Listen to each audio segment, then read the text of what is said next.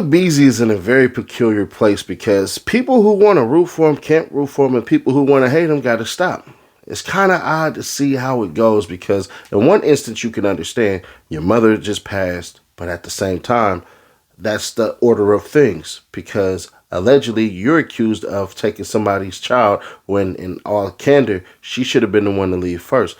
It leaves us in a very, very odd place because he put out a very heartwarming story of his mother and basically grieving her in the open.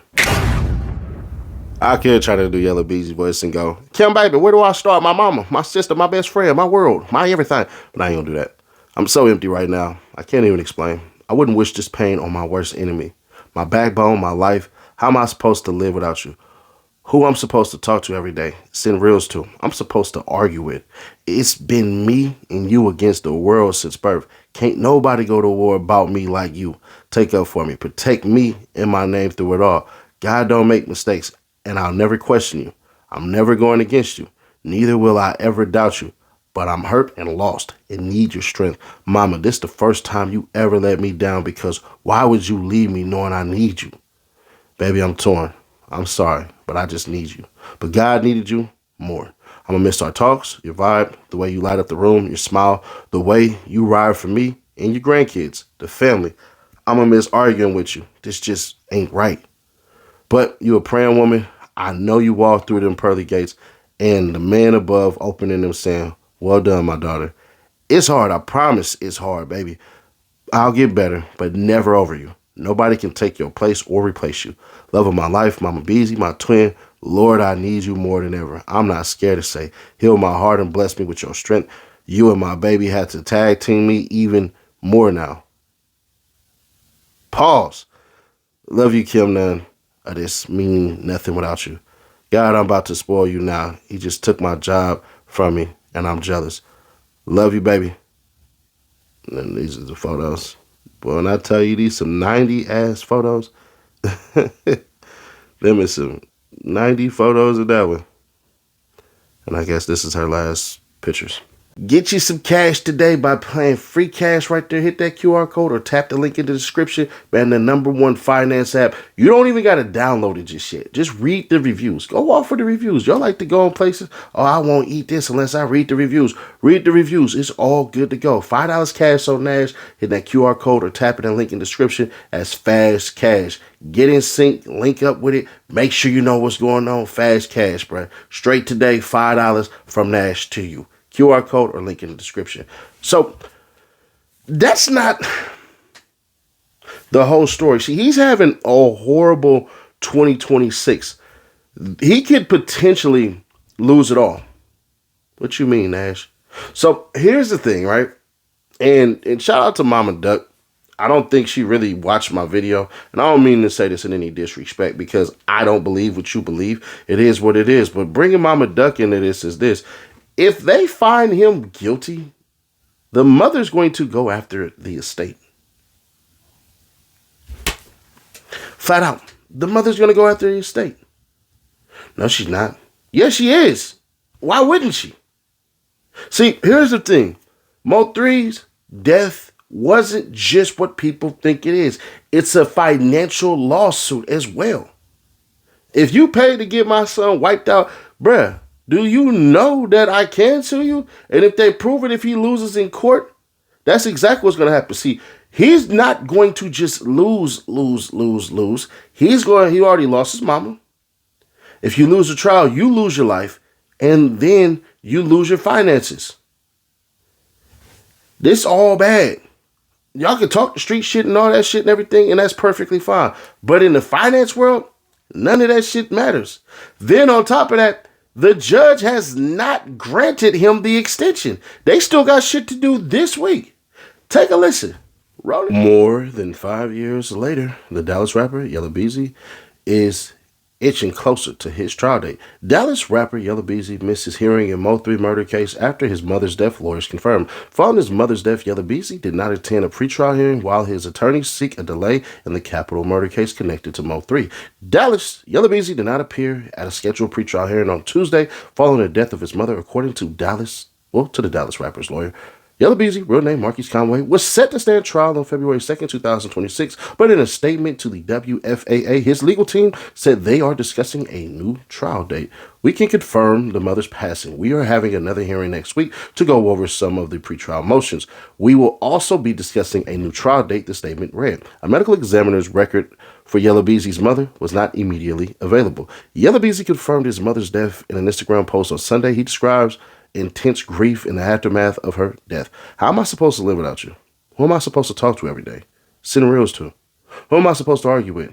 It's been me and you against the world since birth, he wrote. The pretrial hearing is connected to a high-profile capital murder case stemming from the 2020 killing of Dallas rapper Mo3, whose real name was Melvin Noble. A grand jury indicted Yella Beezy in March on a capital murder charge while remuneration alleging he paid Kawan White to carry out Mo3's killing in November 2020. That charge happens when the murder occurs in order to receive a benefit or financial settlement paid upon the death of the victim, according to the U.S. Department of Justice Program's website. Yella Beezy was released on bond March 28 after a judge reduced his bond from $2 million to $750,000. Right. Yeah. He has since been under house arrest with electronic monitoring. Mo3 was shot and killed on November 3rd, 2020, while driving northbound on Interstate 35E near Illinois Avenue in Clarendon Drive, just south of the Dallas Zoo. Authorities said he was shot by someone driving a black Chevrolet Camaro, which fled the scene. Mo3 was taken to a hospital where he was pronounced dead. White and Devin Maurice Brown, also faced federal charges related to Mo3's death and were arrested shortly after the shooting. White is serving a 9-year federal sentence for a gun-related conviction, while Brown remains in the Dallas County Jail. That's insane. So the feds is in on this too. Wow. Both will stand trial, although a date has not yet been released publicly. Mo3 was best known for his hit songs Everybody, Outside, and Broken Love. The case has rocked Dallas hip-hop community as Mo3's murder has been suspected to be the result of a rap feud, although both artists had denied having a conflict. And that'll be that. So that paper, and I don't want to say, but I know an attorney who has practiced in that courtroom in particular with this judge. She assures me that that lady's going to sign the freaking papers, and this trial more than likely will continue on in the summer. She just said the judge is lethargic, if you will. Being a nice guy and saying it that way, because that ain't what she said. I can't tell you because, judge, I got to pull up in your courtroom and watch the goddamn trial. But, Lord, if this is true, if the judge is super lethargic, that's as nice as I could put it, we might not get this trial until September. Then on top of that, right, how do we know that Brown versus Kawan White and saying who did what, that won't turn into anything? Wait, what? Imagine this, if you will. Me, you, your mama, and your cousin too. Now, let's say you, me, and we got a homie in the car, and you are just the driver. The homie in the car is the shooter. I call y'all and I say, yo, I want y'all to spin and go kill somebody. You go, all right. So I say, I'm paying $50,000 for y'all to go kill this person. And you and dude say, all right, y'all work out the rates. All right, since I'm driving, I'll get 20, you take 30 since you're the shooter. Cool. No problem. Or, and this is what I think the case, well, really, I think it's one of two things that either happen. Either Kawan White called Yella Beezy and let him know, bro, I'm about to wipe out Mo3, bro. Hey, what's the ticket, bro? I need to get paid for this. You know what I'm saying? Blah, blah, blah. Or he called him after he killed them like, hey, bro, shit, nigga, hey, I heard it was a bag on his head. Or it could have been a celebratory payment like a lot of these cats do. But what's the point of that, Nash? So let's say you're the driver, you're not the shooter. Why would you put your whole entire life in the goddamn judicial system to be thrown away and be a damn penal code number until you perish? Then your body is released from the state. Or How about this? You say, F all that. How many years y'all gonna give me? 15? Alright, boom. He called him at this time. He picked up the money here. This is how much money I got paid. I did not shoot nobody. I was only a driver. And we were only driving. And this person called me and I just said, all right. Why wouldn't Devin Brown snitch at this point? I get why Kawan White would snitch because you don't want to like sentence. You want an exit strategy. But why wouldn't Brown snitch?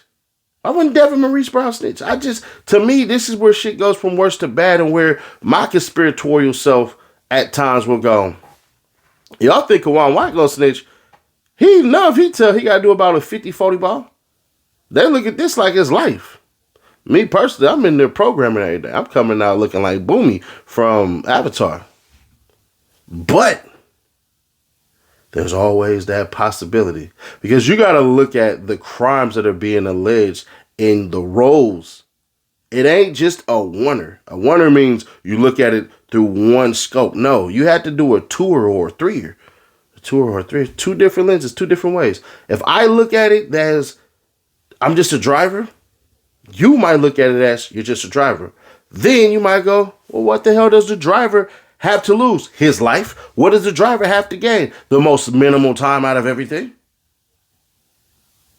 See what I'm saying? So I hear a lot, I see a lot, but in this instance, bro, I think that's how Yella Beezy ended up getting drugged into this. Me personally. I think that's how it ended up happening. I think it was Maurice Brown and Kawan White and Maurice Devin Brown was like, bro, all right, I'll snitch on him. And they probably said, man, put some extra sauce on that A1 steak. You want trimmings? Yeah. Yella Beezy. That's what I believe, man. But y'all, let me know your thoughts on this one.